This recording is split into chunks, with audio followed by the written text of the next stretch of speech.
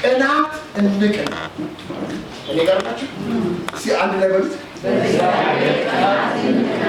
የእግዚአብሔር ቅናት አለ፣ የሰው ቅናት አለ።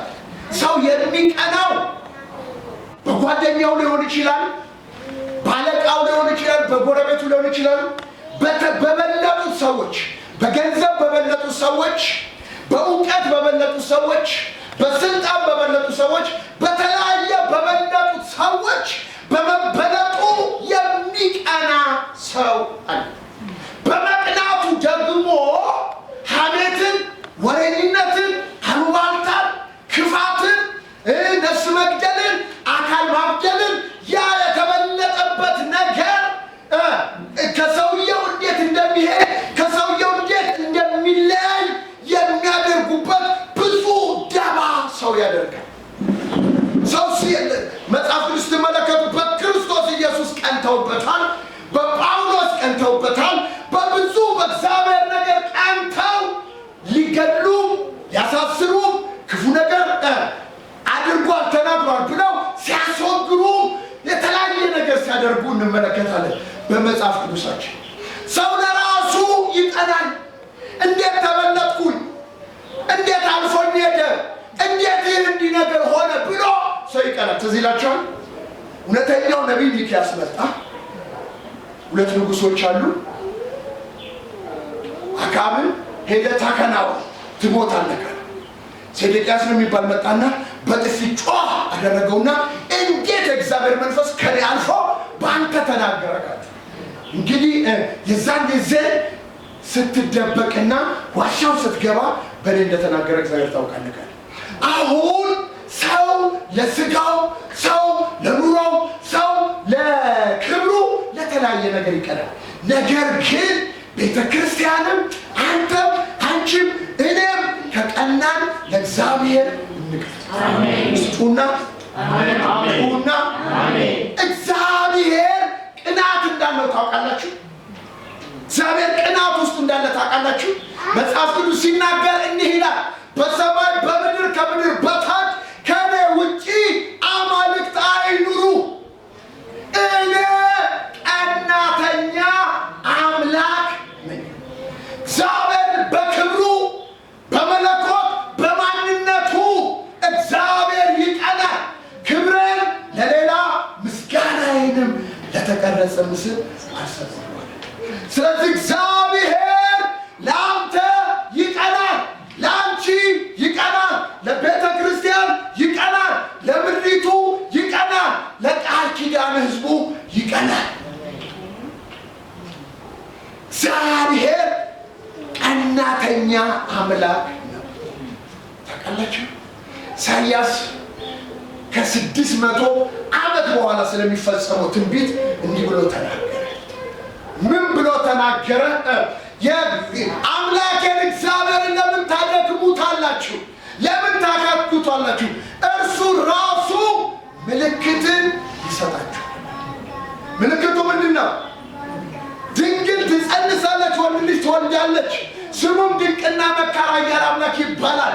የእግዚአብሔር ቅናት ይህንን የእግዚአብሔር ቅናት በሉት፣ በሉት የእግዚአብሔር ቅናት አምላክ ሰው እንዲሆን የከበረው ጌታ ተዋርዶ እንዲመጣ በምስሉም የሰው መልክ እንዲይዝ የባሪያን መልክ እንዲይዝ ለመስቀል ሞት እንኳን ለመርገም የታዘዘ ለመሆን እግዚአብሔር ቀንቶ ልጁን ላከ። ለምን?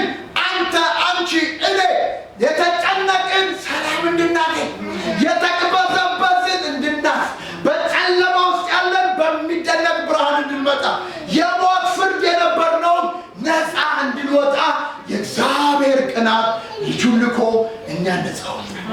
እስቱና አሜን። እግዚአብሔር ምን ያደርጋል? ይቀናል። የእግዚአብሔር ቅናት ሲበሉ ይህንን አደረገ። ኢየሱስ ላከው። ስመደም አሜን። አያችሁ፣ ይሄ ቅናት ውስጣችን ሊገባ ያስፈልጋል። በመጽሐፍ ቅዱስ ለእግዚአብሔር የቀኑ ሰዎችን ላሳያችሁ። የመጀመሪያው አፍኒ የሚባል ሰው ነው ለእግዚአብሔር የቀናው።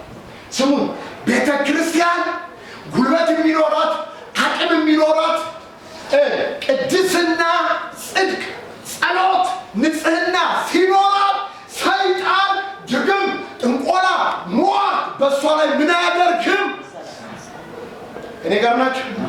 መፈክር አይደለም ድግምት በያዕቆብ ቤት ላይ መተት በእስራኤል ላይ አይሰራም የሚል መፈክር አይደለም ወገኖች። ስሙን ባላቅ በላምን በሬሳን እንደሚጨርስ እስራኤል እየጨረሰ መጥቷል። እኔ ድንበር ጋር ደርሷል። እንዳሸንፈው መተርገምልኝ ያለው 7 ተራራ ላይ ያስቀመጠው ምን ሊያደርግ አልቻለም? ሊረግም አልቻለም። ጭራሽ ይባርከዋል። አንድ ነገር ተናገር። እኔን ልትረግምልኝ ጠራው እንጂ ጭራሽ ትባርካለህ። እግዚአብሔር ያልተጣላውን እኔ ልጣላው አልችልም። እግዚአብሔር ያልረገመውን እኔ ልረግመው አልችልም። እንደውም የእስራኤልን ሞት በሞትኩኝ። እስራኤል ሆይ ተዘልለህ ተቀምጠሃል። እንደ ምስት አንበሳ ተጋድመሃል። ከማሰሮ እንደሚጠጣ ውሃ ሁሉ ነገር እግዚአብሔር አሟልቶልሃል። ከዛ ቀጥሎ መርገምን አላደረገም አልቻለም። ለምን ስትሉ እግዚአብሔር በመካከላቸው ክፉ ነገር አላየምና ሊረግማቸው አልቻለም። አሜን። እስቲ በደንብ አሜን። አይ ሰይጣን ክፉ ነገር አንተ ዘንድ ከሌለ፣ ኃጢአት፣ ዓለም፣ ስጋ የተለያየ ነገር አንተ ከሌለ እድል ፋንታ ባንተ ዘንድ ስለማይኖረው ወደ አንተ ሊቀርብ አይችልም። ባንተ ላይ የሚነገር ቃል ሁሉ እንደ ጨረባ ጩኸት ነው። ከንቱ እርግማን እና የጨረባ ጩኸት አንድ ሌላ ምንም አይሰራም። ለዚህ ነው ከቅጥር ለሚዘል ሰው እባብ ይነድፈዋል። እነዚህ ቅጥሩ ስላሉ ምንም ነገር ሊያደርግ አልቻለም። የትኛውም ሟርት፣ የትኛውም ድግምት ሊሰራባቸው አልቻለም። አንድ ነገር አደረገ። ሟርተኛው በለዓም ምን አደረገ? ምንም ላይ በአሞር 7 ተራራ ላይ ምንም ነገር ሊሆናል። ከሚገርማችሁ ነገር እኮ የመንግስትን እኩሌታ ሰጣለሁ እርገመኝ ነው እስራኤል። የመንግስት እኩሌታ የሚሰጠው ሰው ብሎ አልቻለም። ስለዚህ እግዚአብሔር ክብርን ከልክለዋል። አንድ ዘዴ ፈጠረ። ሟርት አልሰራባቸውም፣ ድግምት አልሰራም። ለምን? ክፉ ነገር በመካከላቸው አልታየም። ስለዚህ አለ የሚዲያምን ቆንጆ ሴቶች በመካከላቸው ምን እናድርግ? እናምጣቸው። ሴዋቸው ከነሱ ጋር ያመነዝራሉ። የዛን ጊዜ መርገምና የዛን ጊዜ ሟርታችን ይሰራላል። የሚዲያም ቆንጆ ሴቶችን አስቀምጦ አምልኮ ጀመሩ። ሲያመልኩ አሕዛቦች የእስራኤል ልባቸው ምን አደረገ? ተሰረቀ። ልባቸው ተሰረቀና ከነሱ ጋር ሄዱ ይላል። አብረው ምን አደረጉ ይላል? አብረው አማልክቶቻቸውን አመለኩ፣ ጠጡ፣ በሉ፣ አማልክቶቻቸውን አመለኩ፣ ከነሱ ጋርም አመነዘሩ። አይ ይህንን ክፍተት ሲያይ በለዓም መርገም ያስፈልገው፣ የሟርት ቃል ማውጣት ያስፈልገው። እግዚአብሔር ራሱ ተቀጥቶ በአንድ ቀን 23,000 ሰው ምን አደረገ ይላል? ከዛ ቀጥሎ ኃጢአትን መለማመድ ጀመሩ እስራኤል እና አንድ የይሁዳ ነገድ የሆነ የሚዲያም ሴት ይዞ ወደ ድንኳን፣ እዛን ጊዜ የሚኖሩት ወደ ድንኳን ይዟት ምን ያደረገ ገባ። ድንኳን ይዟት ገብቶ ሲያመነዝር አንድ በእግዚአብሔር ቀናተኛ የሆነ ሰው ተነሳ። ጩና አሜን። አንድ እግዚአብሔር ሰው ተነሳ። የሌዊ ነገድ የሆነ ማነው ስሙ? ፊናስ ተነሳና ጦር ይዞ ሄድ ሲባከት አሜን። ጦር ይዞ ሄዶ በድንኳን ውስጥ የሚዲያም ሴትና እሱን ሁለቱንም አጣበቃቸው፣ ወጋቸው። ቁጣ ከእስራኤል ላይ ምን አደረገ? ተከለከለ። እግዚአብሔር እንዲህ አለ፣ ፊናስ ሲበሉት ፊናስ በቅናቴ ቀንቷልና ከእስራኤል ላይ ቁጣ ከልክሏልና ከእሱ ጋር ቃል ኪዳን እገባለሁ። ምን አይነት የሰላም ቃል ኪዳን እገባለሁ? ሲጡና አሜን። ምን አይነት ቃል ኪዳን? የሰላም ቃል ኪዳን ይገባል። አይ በእግዚአብሔር ቅናት ቀና የጽድቅ አምላክ ንጹህ አምላክ አይኖች ክፉ ያዩ ዘንድ የማይችሉ አምላክ ልብ ውስጥ ያለውን ነገር ፈጸመ። እግዚአብሔር በቅናት ፊናስ ቀንቷልና ከእሱ ጋር ቃል ኪዳን እገባለሁ አለ። ሰላሜን አደርጋለሁ አለ። ሚልክያስ ላይ ሲናገር ምንድን ነው? እግዚአብሔር ግቢት እስራኤል የገባው እግዚአብሔር ከእስራኤል ጋር የቀባው ቃል ኪዳን የጨው ቃል ኪዳን፣ የዘላለም ቃል ኪዳን፣ የሰላም ቃል ኪዳን አይደለም። ምን ይላል? በእግዚአብሔር ቅናት እንቅና። ጩና ሲ ጩና ቤተ ክርስቲያን እንደ ቤተ ክርስቲያን ሳትሆን፣ አገልጋዮች እንደ አገልጋይ ሳይሆኑ፣ ቅዱሳን እንደ ቅዱሳን ሳይሆን፣ ባል ሚስት ባልን፣ ልጆች ወላጆች ልጆችን፣ አገልጋይ ቅዱሳንን በቤተ ክርስቲያንም ቤት ቦታ እንደ ወንጌል እውነት ሰው ካልሄደ ለውስጡ ቅንዓት ሊገባ ያስፈልጋል። ስጩና አሜን በደንብ በሉልኝ። አያችሁ እንግዲህ ጴጥሮስ የታወቀ ሰው ነው፣ ግን ከአሕዛቦች እያሉ ከነሱ ጋር ይበላ ጀመረ። አይሁዶች ሲመጡ ከነሱ ጋር መብላት አቆመ። ጳውሎስ እንዲህ አለ፣ እንደ ወንጌል እውነት ባልሄደ ጊዜ ሲበሉ እንደ ወንጌል እውነት ባልሄደ ጊዜ እንግዲህ እኮ ዋና ነው፣ አማድ ነው እኮ። እንደ ወንጌል እውነት ባልሄደ ጊዜ ኬፋን ፊት ለፊት ገሰጽኩት፣ መገሰጽ ይገባው ነበር። ለእግዚአብሔር የቀና ሰው ከእውነት ጋር ምን ያደርጋል? ይቆማል። ለእግዚአብሔር የቀና ሰው ከጽድቅ ጋር ምን ያደርጋል? ይቆማል። ለእግዚአብሔር የቀና ሰው እንደ ወንጌል እውነት ባልሆነ ነገር ላይ እንደው ብናገረው ይቀየመኛል፣ እንደው ብናገረው ያኮርፈኛል ብሎ አያመቻምችም። ሰው ያኩርፍ እንጂ እውነት ለዘላለም ጸንታ በምድራችን በቤተ ክርስቲያን መኖር አለባት። ሲጩና በሉልኝ። ፊናስ በቅናቴ ቀንቷልና ከእስራኤል ላይ ቁጣ ከልክሏልና እኔም ከእሱ ጋር ቃል ኪዳን እገባለሁ። የሚገባው ቃል ኪዳን የዘላለም ቃል ኪዳን ነው፣ የሰላም ቃል ኪዳን ነው ብሎ ሌዊ ላይ እግዚአብሔር የገባውን ይናገራል። ሚልክያስ 2 ወገኖቼ፣ ሁለተኛ የቀናው ማን ነው ስትሉ ኢዩ የሚባል ነው። እስቲ በሉልኝ፣ ኢዩ የሚባል ነው። ኤልዛቤል ታውቃላችሁ፣ ጣዖታትን ሁሉ ከሲዶና የትባል የሚባል ንጉሥ የእሱ ልጅ ነች ሲዶና። ከእሷ ጋር በጣም በጋብቻ ተጣመረ። የእነሱን አማልክት ሁሉ ምን አደረገ? ማምለክ ጀመረ። ስለዚህ የእግዚአብሔር ክብር ከእስራኤል ላይ ተነሳ። የእግዚአብሔር አምልኮ ከቤተ ክርስቲያን ሄደ። ኤልያስ ትዝ ይላችኋል፣ ምን ትሰራለህ ሲለው ስንት ነገር ነው የተናገረ? 4 ነው 5 ነገር አለ። የመጀመሪያው ምንድን ነው? ሕዝብ ቃል ኪዳንን ትቷል። ሕዝብ መሠዊያ አፍርሷል። ሕዝብ በደል አማልክትን አምልኳል። ሕዝብ እውነተኛ የሆኑ ነቢያትን ገለዋል። እኔ ብቻ ቀርቻለሁ። እግዚአብሔር በአንተ ፋንታ ኤልሳዕን፣ በእስራኤል ላይ ንጉሥ ይሆን ዘንድ አዛሄልን፣ እንደገና በእስራኤል ላይ ኢዩን አለ። ኢዩን እግዚአብሔር የቀባው ለምንድን ነው ስትሉ፣ ኢዩ የተቀባበት ምክንያት የአክዓብን ቤት ፈጽሞ ማጽዳት ነው፣ መግደል ማለት ነው። እኔ ጋር ናቸው። ምክንያቱም እግዚአብሔር የአክዓብን ቤት እንደ ናባጥ ልጅ እንደ ኢዮርብዓም እጠርገዋለሁ፣ ከሱ ጎረምሳ የሚባል ሁሉ አይገኝም ብሏል። እግዚአብሔር ከዚህ ይጠብቃል። አሜን። በደንብ አሜን። የኤሊ ቤት እንደተጠረገ፣ የአክዓብ ቤት እንደተጠረገ፣ የናባጥ ኢዮርብዓም የሚባል የናባጥን ቤት እግዚአብሔር ፈጽሞ እንደጠረገ፣ ትውልድ እንዳይቀጥል እንዳደረገው መጽሐፍ ቅዱስ ይናገራል። ይሄ የአክዓብን ቤት ለመጥረግ ትውልዱን ሁሉ ዞር ለማድረግ የተጠቀመበት ማንን ነው? ኢዩ ነው። 70 የንጉሥ ልጆችን በአንድ ድንጋይ ላይ እንዲታረዱ አደረገ። ኤልዛቤል ሚስቱን እንዲፈጠፍጦትና እንድትሞት አደረገ።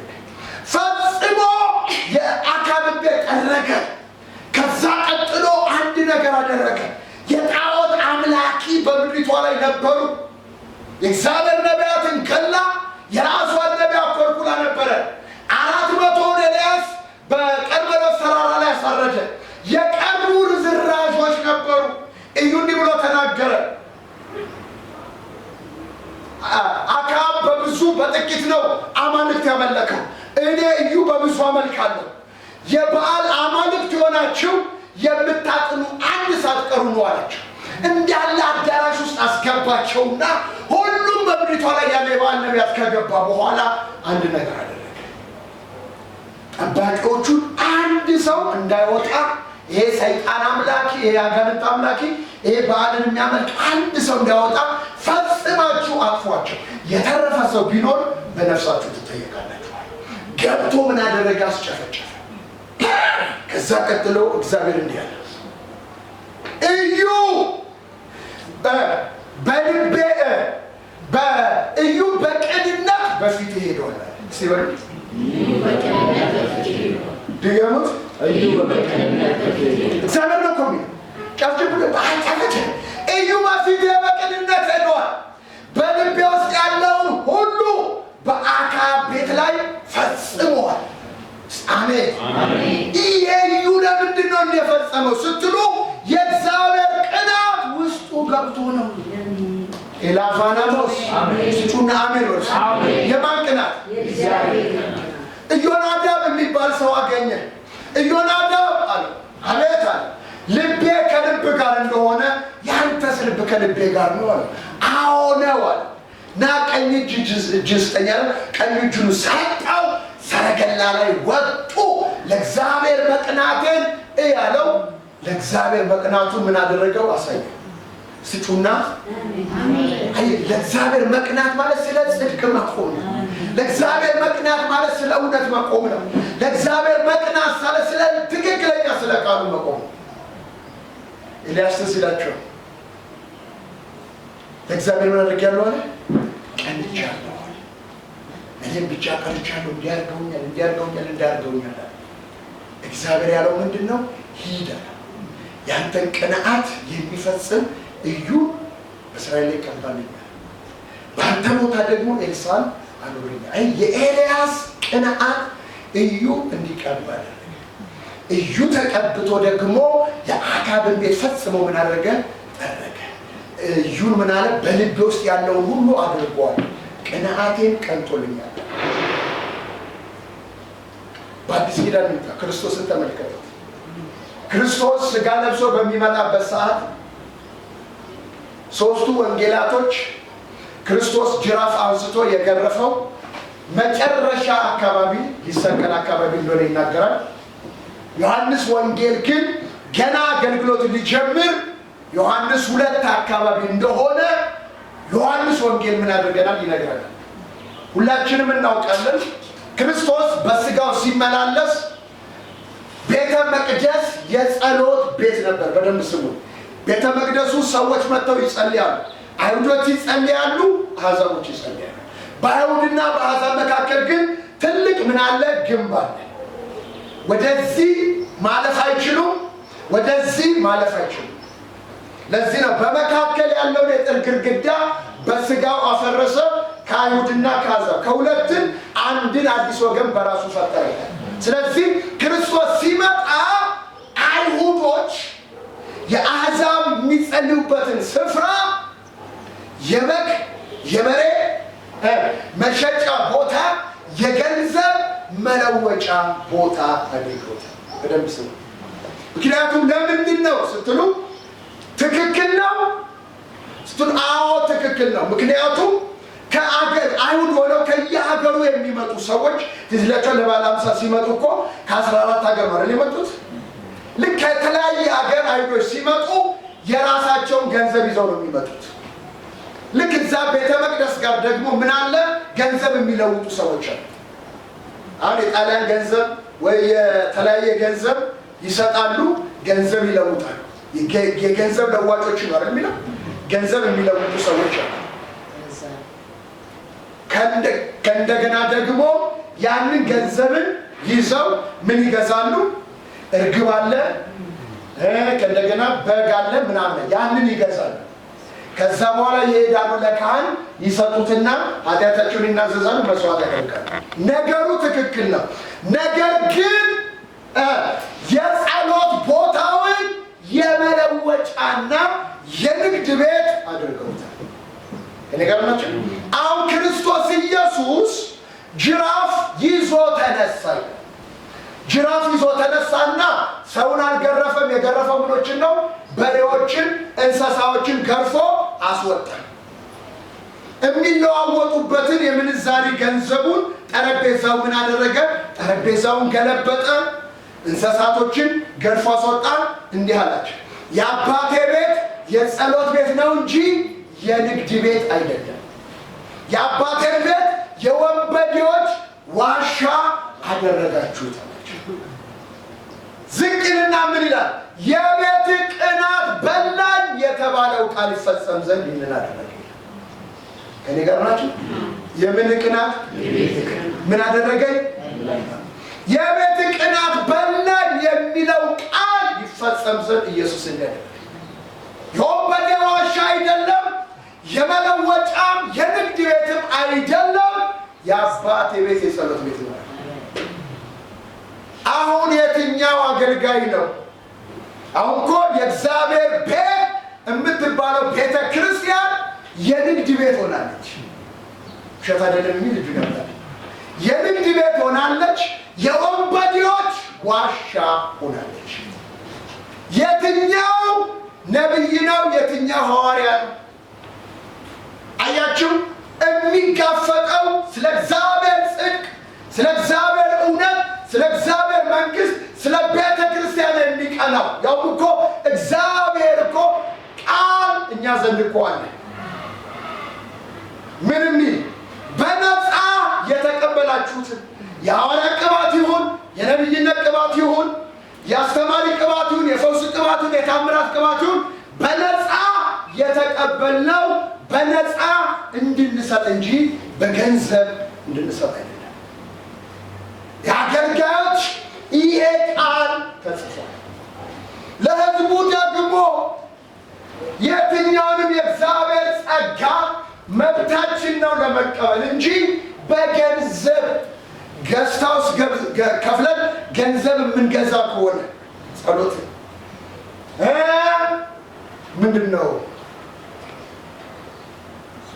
ዘይት፣ ውሃ፣ ጨው፣ ቁሳቁስ በገንዘብ የምንገዛ ከሆነ የእግዚአብሔር ስጦታ በነፃ ለኛ እንዲደርሰን እግዚአብሔር ስጦታ አድርጎ የሰጠንን በገንዘብ ለመግዛት በመፈለጋችን እኛ ራሳችን በእርግማን ውስጥ ነው ያለው። ትዝ ይላችኋል። መንፈስ ቅዱስ በሐዋርያቶች እጅ ተጭኖ ሲሞላ ካየ በኋላ ምን ይዞላቸው መጣ ይላል? ገንዘብ ይዞላቸው መጣ። ለነ ጳውሎስ፣ ለጴጥሮስና ለዮሐንስ እኔም እጄን የምጭንበት ሰው እንደናንተ መንፈስ ቅዱስ እንዲቀበል ይኸው በገንዘብ ስጦታው ስጡኛል። አየውና ምን አለ? አንተ በመራራ እስራት ውስጥ እንዳለ አያለሁ። የዲያብሎስ ልጅ የቀናውን መንገድ ታጣምማለህ። አንተም ገንዘብም አብራችሁ ጥፉ። የእግዚአብሔር ስጦታ በገንዘብ መግዛት ፈልጋለህ? አይ የእግዚአብሔር ስጦታ 7,000 10,000 ተከፍሎ እጅ ተጭኖ የእግዚአብሔር ስጦታ አይመጣም። አጋንንት ይሞላሉ እንጂ እርኩሰትን ይፈጽማሉ እንጂ መንፈስ ቅዱስ በእነሱ ውስጥ አልፎ ምን አያደርግም? አይሰራም። የእግዚአብሔር ቃል የሚሰራው እንደ እግዚአብሔር ቃል ነው። ስለዚህ ክርስቶስ ወንበዴ የሆኑትን፣ ክርስቶስ ለዋጮች የሆኑትን ገርፎ ምን አደረገ? አወጣ። ለምን ስትሉት የቤት ቅናት ይበላኛል የሚለው ቃል ይፈጽም ዘንድ። ከኔ ጋር ናችሁ? ከኔ ጋር ናችሁ? ብዙ ጊዜ ሰው ይፈራል። ቢያስደበድቡኝስ፣ ቢያስገድሉኝስ? እጃቸው ረጅም ነው። ጋርድም ይኑረው እጁም ረጅም ይሁነው። ወንበዴ እኮ በእግዚአብሔር ጸጋ፣ በእግዚአብሔር ቃል፣ በእግዚአብሔር እውነትና በጽድቅ በቅድስና የማያገለግል ከሆነ ዘይት የሚሸጥ ከሆነ ወንበዴ ነው። ጨው የሚሸጥ ከሆነ ሌባ ነው። ገዝታውስ አስከፍሎ የሚጸልይ ከሆነ ሌባ ነው፣ ወንበዴ ነው። ከኔ ጋር ናችሁ? ወንበዴ ነው። መጽሐፍ ቅዱስ አይደግፈው። ሰሞኑን እንዲሁ የሐዋርያ ሥራ እያነበብን ስለሆነ በጣም የገረመኝ ሲሞን የሚባል ጠንቋይና ሐሰተኛ ነቢይ ነበር ይላል። ምንና ነው? አንብቡት። ሐሰተኛ ነቢይ ጠንቋይ ነው ማለት ነው። ከኔ ጋር ናቸው? ጠንቋይ ደግሞ በገንዘብ የሚጠነቁል። በዛኛው ዓለም ካያችሁ፣ በጨለማው ዓለም ሰው ለማስጠንቆል ሲሄድ ገንዘብ ይዞ ሄዳል። በርሰ ኢየሱስ ነው። በርሰ ኢየሱስ ወይም ደግሞ ስምዖን የሚባል ጠንቋይ አይሁድ ነው ይለዋል። ደግሞ ከሚገርማችሁ ምንድን ነው በሉልኝ? አይሁድ ነው። ኪዳን ያለው የአብርሃም ዘር ነው። አይሁድ የሆነ ጠንቋይ ሐሰተኛ ነቢይ ነበር ይላል። አይሁድ ነው፣ ጠንቋይ ነው፣ ሐሰተኛ ነቢይ። ክርስቲያን ነኝ ሐዋርያ ነኝ ሊል ይችላል። ግን ጠንቋይ ሐሰተኛ ነቢይ ነው። ከገንዘብ ጋር የተያዘ ነገር። ሄሎ በደንብ ስሙ። ይሄንን በቤተ ክርስቲያንም በግልም እግዚአብሔር በሰጣችሁ ጸጋ መጋፈጥና መናገር አለ። ስሙ። ሐዋርያት 16 ላይ ተመልከቱ። ያቺ ሴትዮ እየጠነቆለች ለጌቶቿ ትርፍ ታመጣ ነበር። ከኔ ጋር ናችሁ? ጥንቆላ ትርፍ ማምጫ ነው። ሐሰተኛ ነቢይ ጠንቋይ ነው። ትርፍ ያገኛል። በምን? ውሃ በመሸጥ፣ ጨው በመሸጥ፣ ዘይት በመሸጥ፣ የተለያየ ነገር በመሸጥ ክርስቲያን ነኝ አገልጋይ ብሎ ንግዱን የሚያቋጥፍ የእግዚአብሔርን ቤት የወንበዴ ዋሻ የንግድ ቤት ያደረገ ወንበዴ በአዲስ አበባ፣ ወንበዴ በክፍለ ሀገር፣ ወንበዴ በኢትዮጵያ ውስጥ በዝተዋል። አሁን እንደ ኢየሱስ ጅራፍ ይዞ የሚነግዱበትን የሚለዋውጡበትን ገበታ የሚደፋ እርግቦችን ገርፎ የሚያወጣ የእግዚአብሔር ቅናት ያለበት ሰው እግዚአብሔር ያስነሳል። እስቲ በደንብ አሜን በሉ። በደንብ በሉልኝ። ያቺ ጠንቋይ ነበረች፣ ሟርተኛ ሴት እየጠነቆለች ለጌቶቿ ምን ትርፍ ታመጣ የነበረች ሴት አለች። ከኔ ጋር ናችሁ? የጠንቋይ የሐሰተኛ ነቢይ የሚናገሩበት መንፈስ የውሸት ስለሆነ የአጋንንት ስለሆነ ሲናገሩ እዚህ ውስጥ ሃሌሉያ አትሉ፣ እዚህ ውስጥ አሜን ብላ አትቀበል። ሪጀክት ተደርገው ስሙ። ምክንያቱም ቺ ጠንቋይ ነች፣ የጠነቆለች ትርፍ ታመጣለች።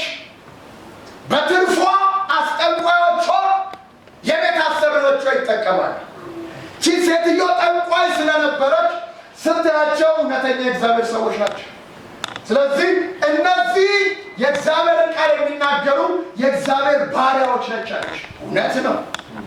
ግን እንዲታበዩና ሃሌሉያ እንዲሉ ነው።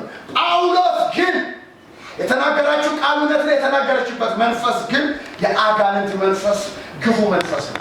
ጳውሎስ ሁልጊዜ እያለ ቀን ይላል። ብዙ ቀን ነው የምትላቸው። ጳውሎስ ሃሌሉያ እያለ በመንፈሱ ይበሳጭ ነበር፣ በመንፈሱ ይቆጣ ነበር። መንፈሱ አልተቀበለው። ዛሬ እግዚአብሔር መንፈስ ይሙላባችሁ። አሜን። እውነት ይሙላባችሁ። አሜን።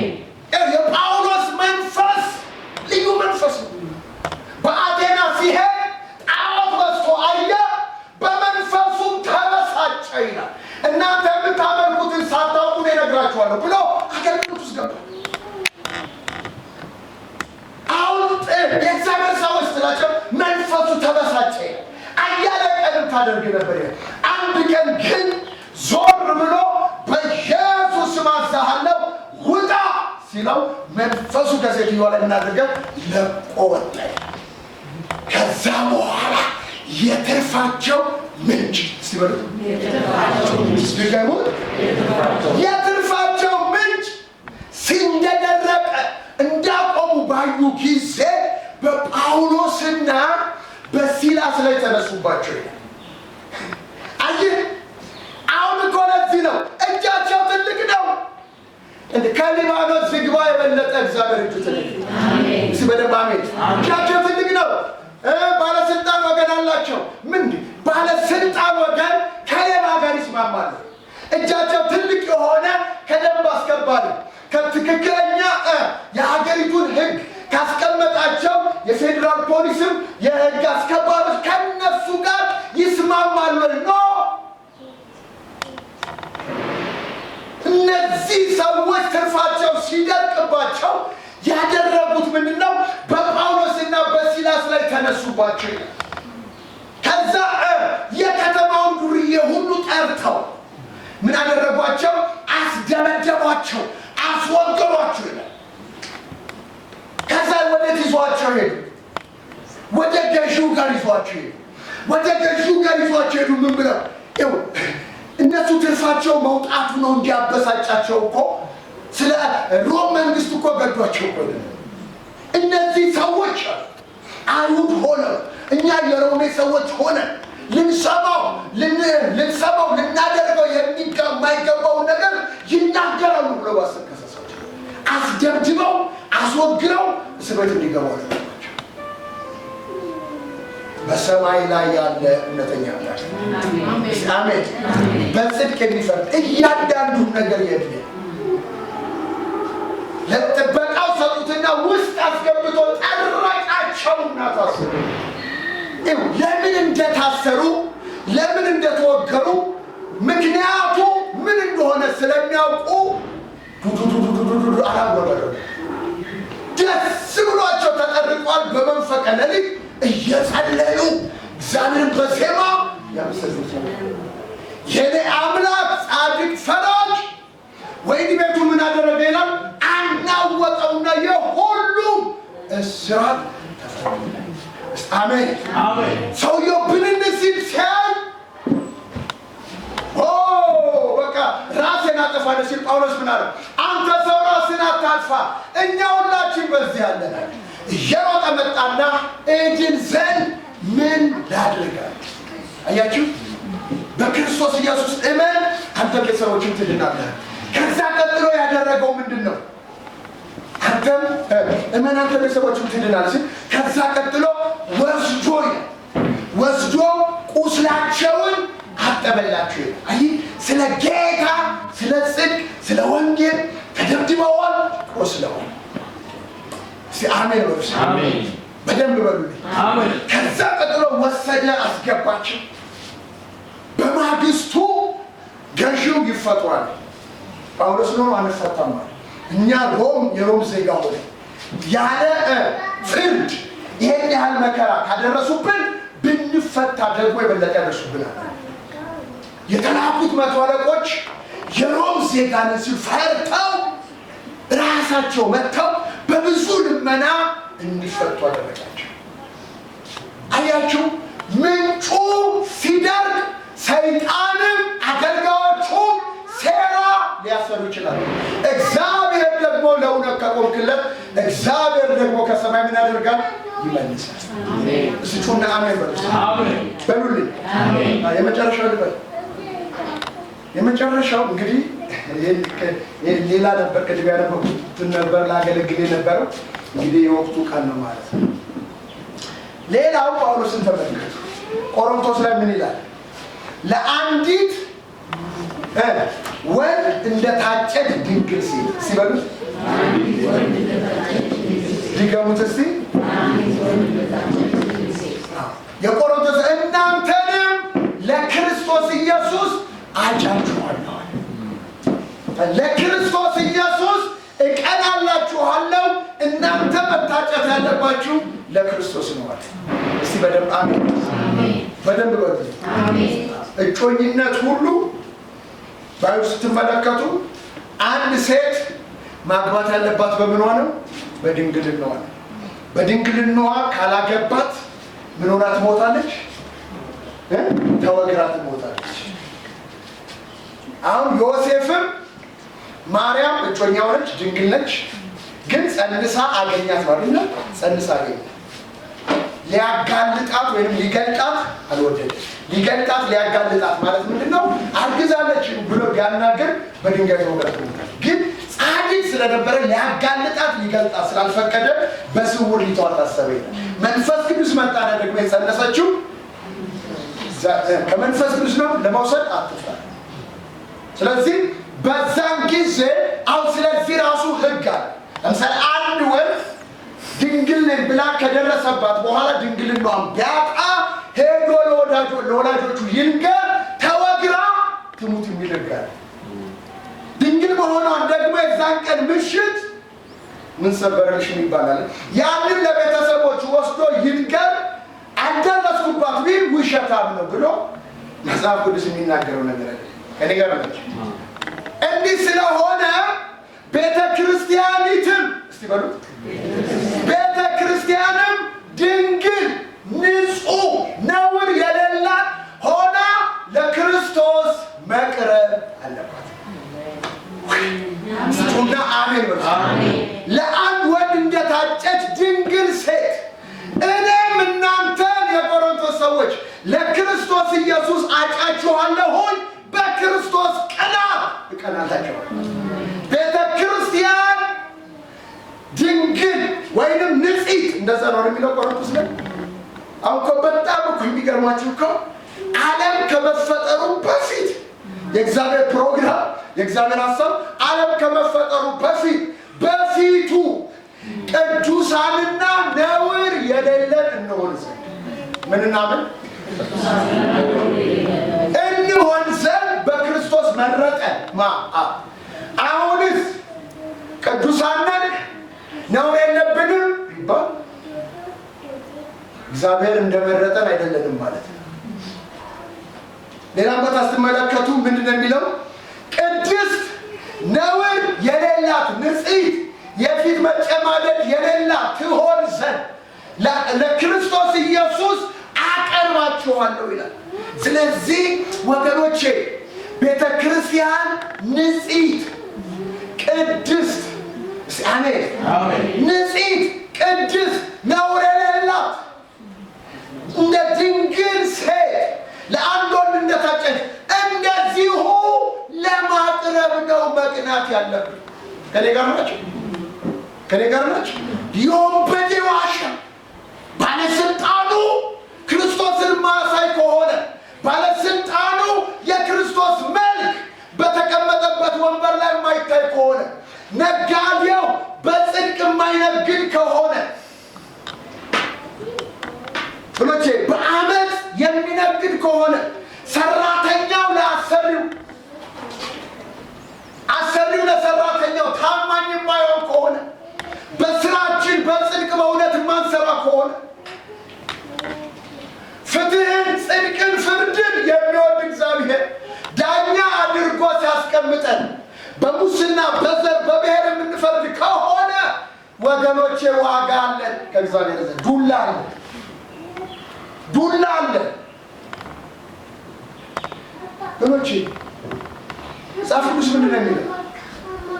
እግዚአብሔር ባለጸጋውን ከድሃው ለይቶ አይመለከትም። ስለዚህ በፍርድ አድሎ አታድርግ ይላል። በፍርድ አድሎ አታድርግ፣ ባለጸጋውን ከድሃው ለይተህ አትመልከት፣ እግዚአብሔር እውነተኛ ዳኛ ነው እኮ ይላል። በዘር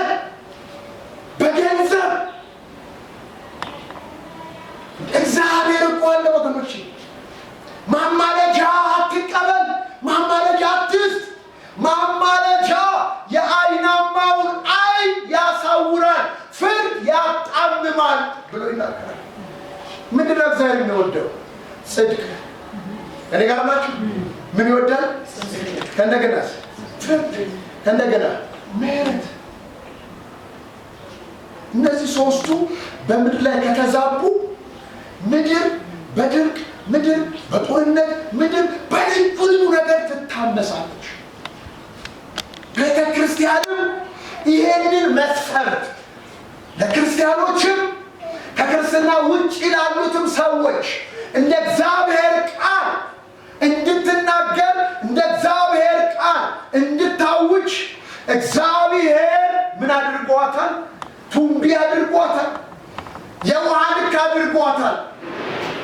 ስሙ፣ ክርስቶስ ኢየሱስ በነበረበት ጊዜ ፈሪሳኖች በጣም ትስሉት አንድ ነገር አላቸው። ስሙ አላቸው፣ እናንተ ከምን አስራት ታወጣላችሁ አላቸው። ይህንን ማድረጋችሁ ጥሩ ነዋል፣ ግን ከሕግ ዋና የሆነውን ትታችኋል አላቸው። እኔ ጋር ናቸው? ከሕግ ዋና የሆነውን ትታችኋል። ምንድን ነው ስትሉ፣ ፍርድን፣ ጽድቅን፣ ምሕረትን እንድታደርጉ ነው የምወደዋል። እኔ ጋር ናቸው?